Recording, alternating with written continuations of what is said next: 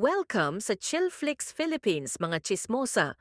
Usap-usapan ngayon ang post ng nangangalang Abigail Sobreo at kasintahan netong si Nathaniel Titular at ang kabit na teacher neto na si Ma'am Horlin.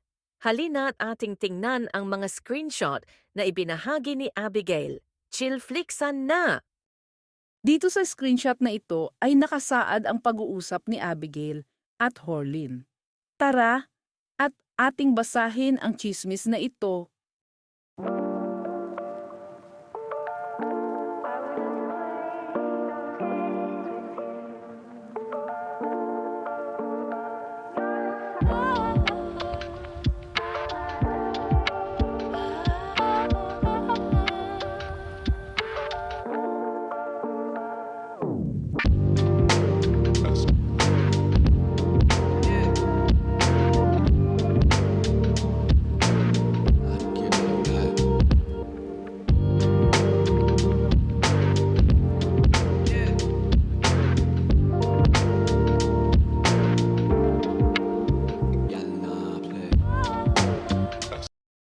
At dito naman sa mga susunod na screenshot ay ang huling konversasyon ni Abigail at Nathaniel pagkatapos sila mahuli ni Horlin.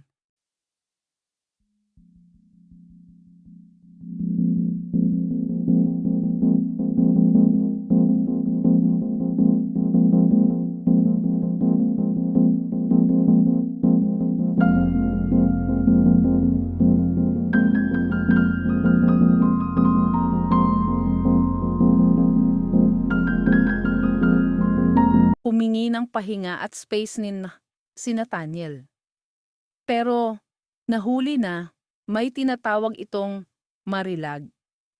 Pumunta kaya si Nathaniel sa moon kasama ang kanyang marilag? Tingin nyo mga ka-chisflix, tama lang ba ang ginawang pagbubulgar ni Abigail sa dalawang guro na nagtuturo sa St. Anne? Mawawalan at matatanggalan ba ng lisensya si Nathaniel at Horlin? Abangan ang mga susunod na Chisflix. Subscribe na! Subscribe para sa mga susunod na ulat at chismis. Chisflixan na!